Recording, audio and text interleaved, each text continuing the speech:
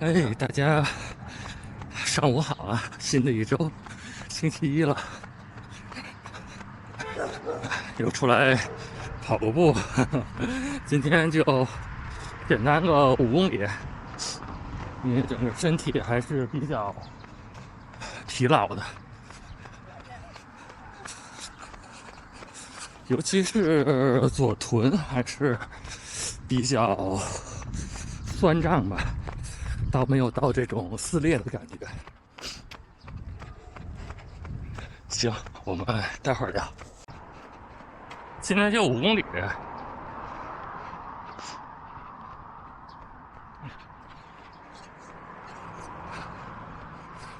昨天晚上一如既往的没有睡好，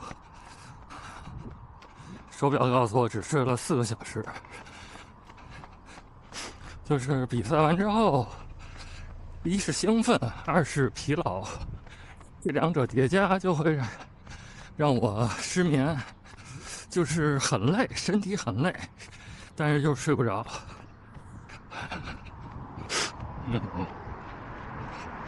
再加上赛前的1-2天也睡不好，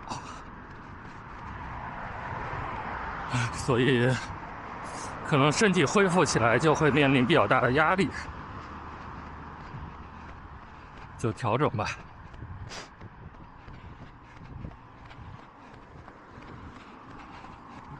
昨天就比赛整体还是挺满意的，中途换项的时候忘了拿号码布了，幸亏工作人员特别大声喊号码布号码布，我听了可能有3-4声，我才反应过来，哦，可能是在叫我。一低头看没带，赶紧再回去，可能耽误了有个1分钟。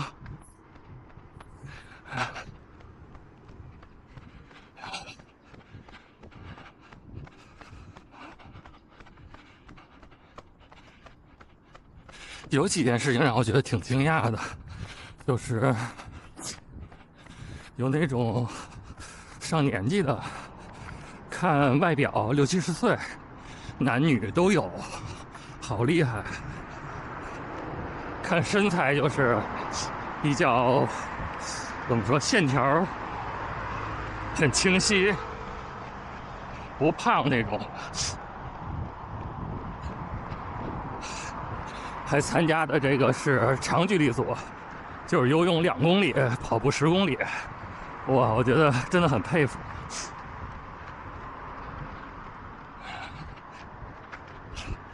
我换完衣服回来，换项区去拿东西的时候，就是工作人员拦着说那个还有最后几个长距离组的没有换项，所以等他们换项完了，我们再进拿东西。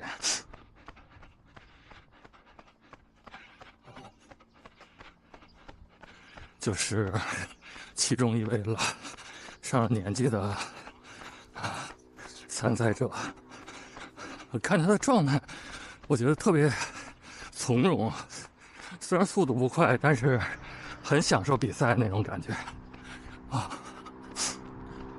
然后好多人给他加油，哈哈。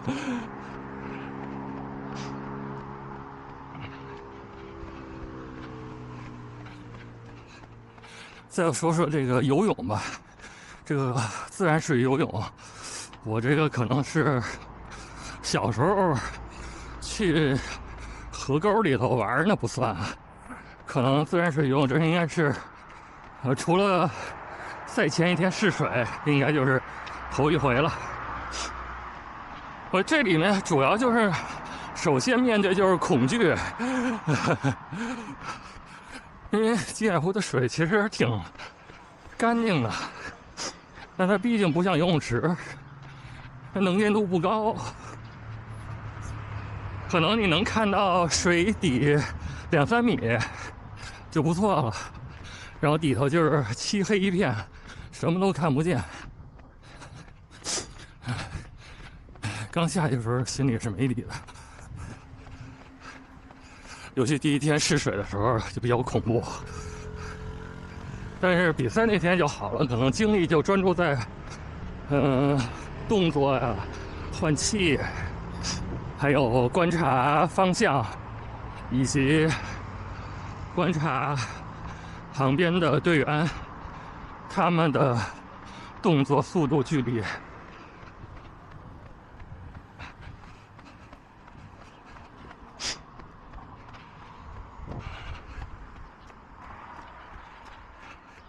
这个真是挺有意思。其实告诉自己了，要不断的调整节奏，就不要着急，把节奏放慢。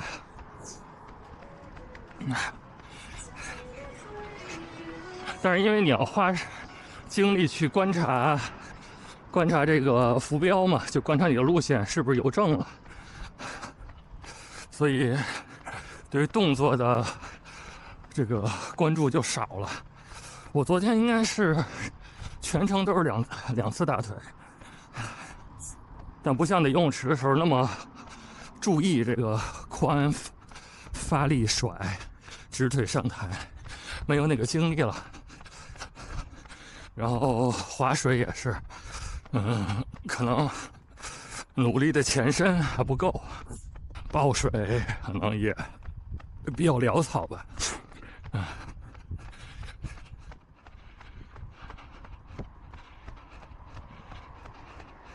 然后快上岸的时候，就是它是一个有了个类似于 C 字形，就是最后那1/3往回游的时候，就远远看见那个码头，哎呦，怎么觉得这么远啊？怎么游都游不到，就这种感觉，有点崩溃。幸亏前面有一个小姐姐，她游蛙泳，哦，好快啊！但好像是蛙泳和自由泳结合。她本来是在我侧面，后来渐渐跑我前头去了，我就跟着她，还能节省点能量。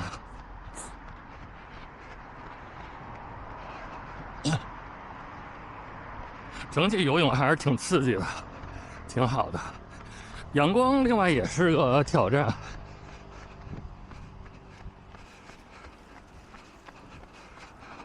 浪不大，但如果我能够掌握这个弱侧的换气，那可能那个就是观察路线呀，会更轻松一点。因为每次观察都需要额外的付出一些能量、动作，包括还牺牲一些速度。所以如果能够就是背着阳光那个方向去观察浮标的话，其实是更方便一点的。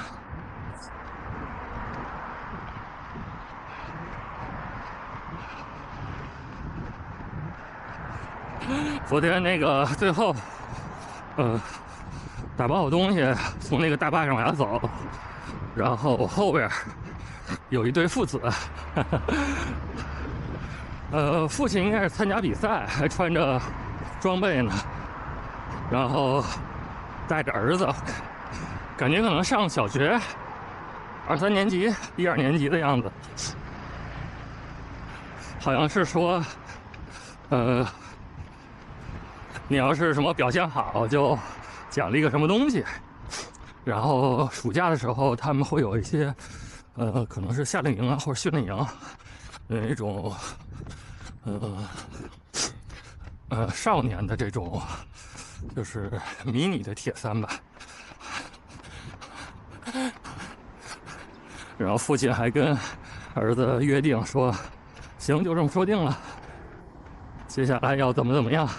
要训练，然后会有最后完成了会有一个小奖励。